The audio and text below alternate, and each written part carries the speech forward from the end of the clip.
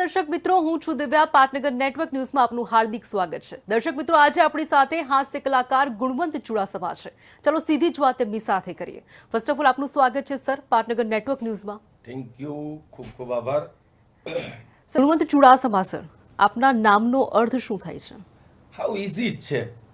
અચ્છા, કોઈ પણ તમારે અર્થ ગોતવો હોય ને એટલે ઈ નામની સંધિ છૂટી પાડવાની. ઓકે. પણ અત્યારે આપણો પ્રોબ્લેમ ઈ જ છે મોટામાં મોટો કે ગુજરાતી હોવા છતાંય ગુજરાતી ભાષાને એટલી જાણી નથી શકતા. ગુણ પ્લસ વંત, જેનામાં ગુણ હોય એને ગુણવંત કહેવાય. પણ પાછા એવા જરૂરી નથી કે બધા ગુણ મારામાં છે. માત્ર ને માત્ર હાસ્યનો ગુણ છે. Yes. બાકી તો ઇન્ટરવ્યુ છે એટલે અવગુણ તો કહેવાય નહીં. હા, યસ સર. હસાવાનું કામ સૌથી અઘરું, Yes. અને આ કામ તમે છેલ્લા 20 વર્ષથી કરતા આવ્યા છો. શું કહેશો? મારા પપ્પા મને એમ કહેતા, મને કે આ જગતમાં છે ને બે જ જણ સુખી છે. એટલે મેં કીધું કોણ? તમે ને હું. એટલે પેલા તો એને મને એક ફેરવીને ઝાપટ મારવાની તૈયારી કરી. મેં કીધું પણ મેં એવું શું કીધું કે તમે આટલા બધા ખીજાઈ ગયા? તો કે મેં તને પ્રશ્ન કર્યો કે જગતમાં બે જ જણ સુખી છે, એ કોણ?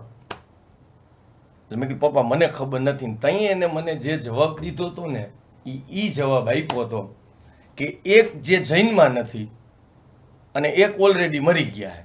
યસ. વચ્ચેના જેટલા છે ને એ બધા દુઃખી જ છે. એ દુઃખી લોકોને બે ઘડી આનંદ કરાવવાના પ્રયત્ન કરવા એટલે રોજગારી મળે. પરિણામે હાસ્ય કલાકાર થવાનો પ્રયત્ન મેં કર્યો અને હજી પ્રયત્ન જ કરું છું. Okay yes. સર, તમે હાસ્ય કલાકાર તરીકે વર્ક કરી રહ્યા છો, ત્યારે પોતાની કારકિર્દીને એઝ અ હાસ્ય કલાકાર તરીકે જોવાનો વિચાર તમને કેવી રીતે આવ્યો? આમ તો મારું બાળપણ છે ને એ ગ્રામ્ય જીવનમાં છે અને મારો અભ્યાસ બહુ ઓછો છે. હું તમને કહી દઉં તો એસએસસી જ પાસ છું, ઓકે. ભણ્યો નથી. પણ બાળપણમાં મેં ભવાઈઓ અને જૂની રંગભૂમિના નાટકો ખૂબ જોયા હતા. જી. અને એમાં એક પાત્ર આવે, એ વિદૂષકનું પાત્ર આવે. ઓકે. અને નાટકમાં જે વિદૂષકનું પાત્ર એવું હોય છે કે કદાચ મેન પાત્ર હાજર નથી, બીમાર છે, તો વિદૂષક ઈ પાત્ર કરી શકે. લેડીઝ પાત્ર હાજર નથી, જે લેડીઝ પાત્ર કરતા હોય ગામડામાં તમને ખબર હોય તો જ્યારે જી, ભવાઈમાં પુરુષ જ લેડીઝનો વેશ કરે હા. તો એ લેડીઝ પાત્ર ય કરી શકે. હા. પછી વિલનનું પાત્ર બીમાર પડ્યું છે તો એ વિલનનું પાત્ર કરી શકે. એ વિદૂષકના પાત્રથી મને બહુ પ્રભાવિત કર્યો છે કે આ એક જ એવું પાત્ર છે કે જે દરેક એંગલમાં ફિટ થઈ શકે. યસ. એટલા માટે હાસ્ય કલાકાર થવાનો નિર્ણય એટલે લીધો કે જો તમે હાસ્ય કરાવી શકશો ને, તમે કોકને હસાવી શકશો ને, તો તમે કોકને રોવડાવી પણ શકશો. યસ. કેમ કે કરુણતાની કુખે હાસ્યરસ જન્મે છે. એક માજી કદાચ ખાડામાં પડી જાય તો તમને ને મને હસવું આવશે, પણ એ હાસ્યની પાછળ કરુણતા છુપાયેલી હોય છે. Yes. એટલે જે હસાવી શકે ને એ રોવરાવી શકે. અને એક વાત બીજી અહીંયા ટાંક મારું કે રોવું ઈ બધાયને છે, યસ. પણ ખંભો મળતો નથી. યા, ટ્રુ. અમેઝિંગ. એવું છે. સર, તમારી ખૂબ જ અદ્ભુત જર્ની રહી છે, ત્યારે આ જર્નીમાં તમને સૌથી વધારે સપોર્ટિવ કોણ રહ્યું છે? મને જેટલા સિનિયર કલાકાર મારાથી છે ને એ બધા સપોર્ટિવ રહ્યા છે. ઓકે. હા, હું એક પ્રાઇવેટ ચેનલ ઈટીવી ગુજરાતીમાં 2005માં રમૂજનો રાજા એક કોમ્પિટિશન થઈ હતી, ફર્સ્ટ ગુજરાતી કોમ્પિટિશન 2005માં. યસ. અને એમાં વસંત પરેશ એક બહુ મોટું ગુજરાતનું ઘરેણું હાસ્ય કલાકાર તરીકે, હમણાં જ તેઓ દિવંગત થયા, ઈ એમાં જજ તરીકે હતા. અચ્છા. અને હું ઈ આખી કોમ્પિટિશનનો ઓલ ગુજરાત વિનર હું. ઓહ. અને ત્યાર પછી મારી જર્ની સીધી સિનિયર કલાકારના સ્ટેજથી શરૂ થઈ ગઈ હતી. એટલે મારે સ્ટેજ મેળવવા માટે મથામણ કરવી જ નથી પડી ક્યારેય. સીધું હું સાતમું, જે હાસ્યનું સાતમું સ્ટેજ, એટલે ત્યારે વસંતભાઈ, સાબુદ્દીન રાઠોડ, સાઈરામ દવે, ધીરુભાઈ સરવૈયા, માયાભાઈ આહિર, ઈ સ્ટેજ મને ઇઝીલી મળ્યા હતા. કે જે સ્ટ્રગલ કરવું પડે એ હતું જ નહીં, કારણ કે મેં સતત વસંતભાઈ સાથે મેં 5 વર્ષ પ્રોગ્રામો સળંગ કર્યા. અમેઝિંગ. એટલે મારે આમ તમે જુઓ ને તો મારી જર્નીમાં સ્ટ્રગલ ક્યાંય છે જ નહીં, ઓકે. એક પણ સ્ટ્રગલ નથી એમ. એટલે મને આમ હસતા હસતા ને રમતા રમતા મારી 20 વર્ષની કારકિર્દી ગઈ છે. ઓહ, યસ. અમેઝિંગ. સર ઘણા બધાની લાઈફમાં અપ એન્ડ ડાઉન્સ આવે, બધાની લાઈફમાં ક્યાંક ને ક્યાંક અપ એન્ડ ડાઉન્સ તો આવતા જ હોય છે. ત્યારે તમારી લાઈફમાં ક્યારે એવો સમય આવ્યો કે થયું કે યાર ના યાર હવે કન્ટિન્યુ નથી કરવું, હવે નહીં થઈ શકે અને હવે છોડી દેવું પડશે? જરાય નહીં, નેવર.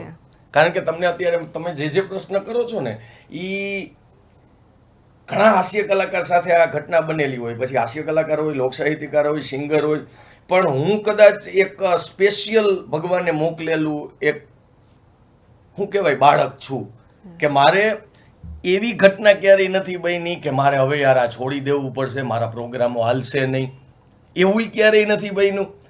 એવો વિચાર સુદ્ધાય મને ક્યારેય નથી આવ્યો કે આ છોડી દઉં. કારણ કે મારી 20 વર્ષની કારકિર્દીમાં મારી યાર એકઈ વાર એવી ઘટના બની જ નથી કે એમાં મને પ્રોગ્રામો મળ્યા ન હોય અથવા મફત પ્રોગ્રામ કરવા પડ્યા હોય, જરાય નહીં. હા, એમાં હું તમને એક પાછી ચોક્કસ વાત કરીશ કે આવી કારકિર્દી સરળ બનાવવા માટે મહેનત જરૂરી છે. એટલે હું છેલ્લા 10 વર્ષ થયા સળંગ પ્રયોગાત્મક પ્રોગ્રામો કરતો હોઉં છું. માત્ર ને માત્ર હાસ્ય દરબાર જ નહીં, પ્રયોગાત્મક જે સ્ક્રિપ્ટ વાળા પ્રોગ્રામ છે. ગુજરાતમાં મોટામાં મોટી ઘટના એ છે કે બહુ ઓછા લોકો કરે છે જે કન્સેપ્ટ ઉપર. આજે એક વસ્તુ ઉપર બોલવાનું થાય, તમારે ગાંધી ઉપર પ્રોગ્રામ કરવાનો છે, તમારે ક્રાંતિવીરો ઉપર કરવાનો છે, તમારે સરદાર ઉપર કરવાનો છે, તમારે રામ અને કૃષ્ણ ઉપર કરવાનો છે.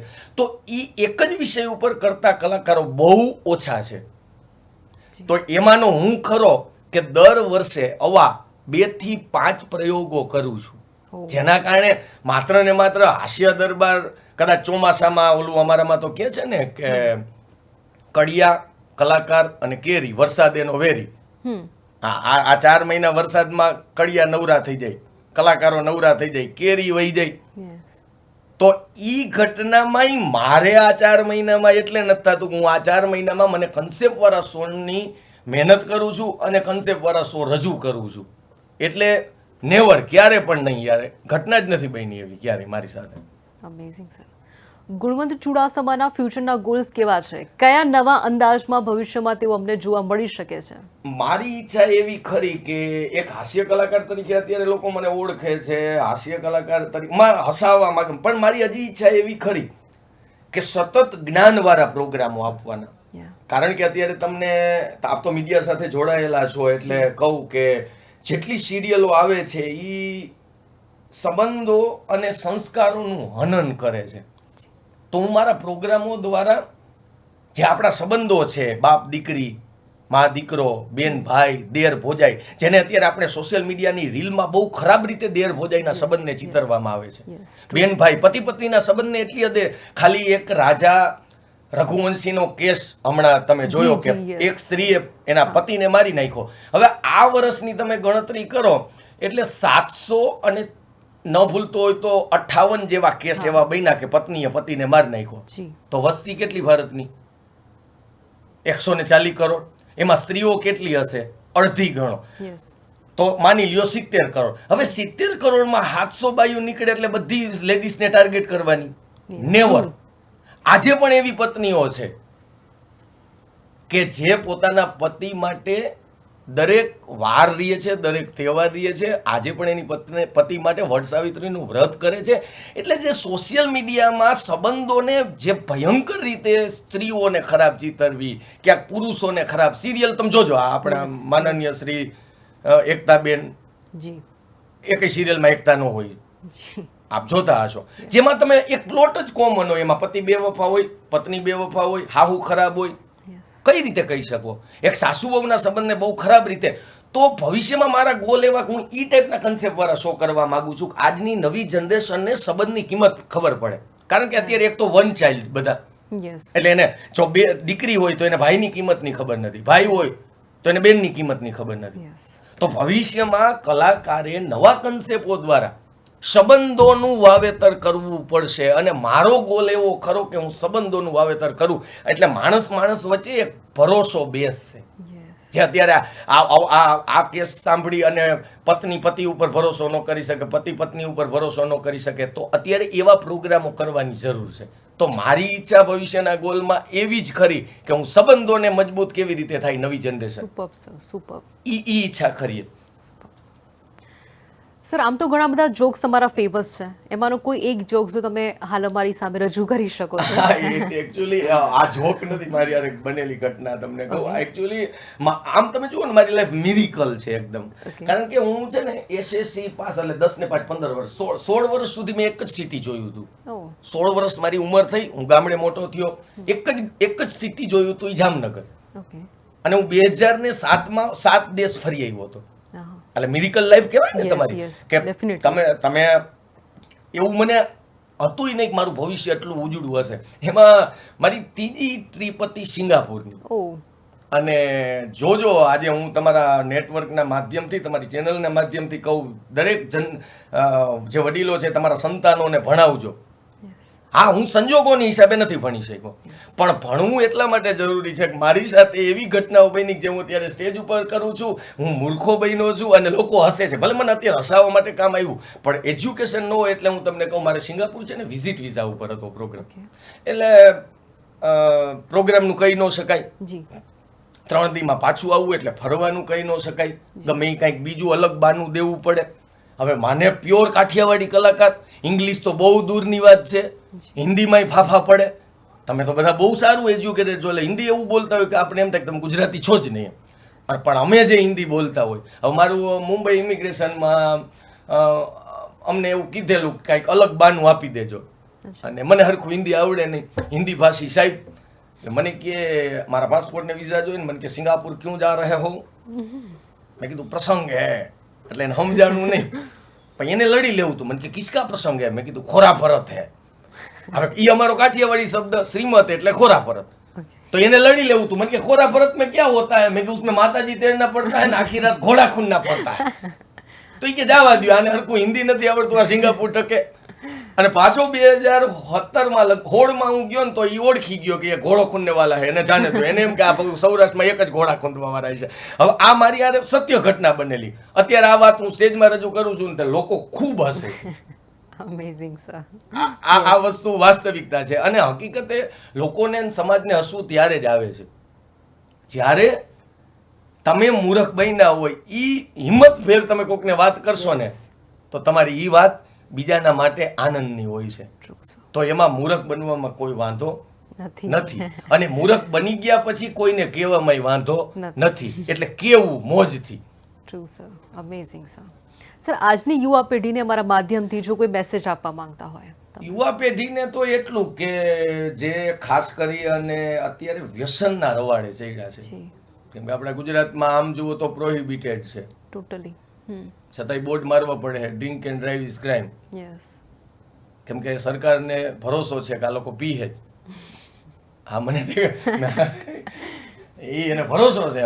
ઓલો એક જણા કહેતા હતા ને કે આ કે drink and drive is A crime, કે આ ડ્રાઇવિંગ કરતા કરતા દારૂ પીવા ના શું કામ પાડે, તો ગ્લાસ ઢોરાઈ ન જાય. એટલે આવા અર્થ ગોતતા હોય છે. એટલે પહેલા તો જે યુવા પેઢી છે ને, એને હું કહેવા માંગુ છું કે બને ને એટલા વ્યસનથી દૂર રહેવું જરૂરી. પેલું ઈ છે. બીજું, નોકરી માટે ભણોમાં ગુજરાતી, આમ તમે જો જ્યાં જ્યાં વસે ગુજરાતી ત્યાં સદાકાળ ગુજરાત. વિશ્વના દરેક છેડામાં ગુજરાતીઓ છે. હું 19 દેશ ફર્યો, એમાં આપણા ગુજરાતીઓ એવા ડંગા નાખીને બેઠા છે કે આપણને ગૌરવ થાય કે બા આપણા ગુજરાતીઓ એવા બધા છે. પણ એક ખાસ જે આપણી માનસિકતા છે, ભણવું તો નોકરી મળવી, અને નોકરી નહીં મળે એટલે યુવાન ડિપ્રેશનમાં જાય છે. એટલે યુવાનોને વિનંતી, વ્યસનથી દૂર રહેજો, અને ખાસ નોકરી માટે ભણતા નહીં. તમારી પાસે ભણતર હશે, તમે ગમે તે કરી શકશો. જરાય જરૂરી જ એવું નથી કે તમે નોકરી ન મળી તો આપણી જિંદગી પૂરી થઈ ગઈ. ના, અત્યારે ઘણા જોજો સામાન્ય થોડુંક દુઃખ આવે છે ને, ત્યાં એ લોકો સુસાઇડ જ કરે છે. એને ખબર જ નથી કે આ કરોડ રૂપિયાની ભગવાને જિંદગી. આ તમે જ કાલ સવારે જઈ અને વીમાના એજન્ટને કહેજો કે મારા આખા શરીરનો વીમો કરવો છે. લગભગ હું ન ભૂલતો હોય તો 270 કરોડનો આપણા શરીરનો વીમો છે. અને આપણે એમ કઈ ભગવાને કઈ દીધું નથી. 270 તો જન્મતા જ દીધા. એટલે તમે 270 કરોડના માલિક છો ને હું છું. તો નાની નાની જે વસ્તુ આવે છે અને એમાં જે સુસાઇડ કરે છે ને, એના જેટલો મેં ડરપોક કોઈ માણસ જ નથી જોયો. દરેક હિંમતથી જીવવું, મોજથી જીવવું. જ્યારે તમને ડિપ્રેશનમાં આવો ને ત્યારે જાત ઉપર હસી લેવું. કેમ કે જાત ઉપરનું હાસ્ય તમને ડિપ્રેશનમાં નહીં આવવા દે. બહુ મોટી વાત છે સર. ખાસ આ યુવાનોને કહેવાનું છે. Amazing sir. Thank you so much sir. તમને મળીને તમારી સાથે વાત કરીને ખૂબ જ આનંદ થયો સર. Thank you.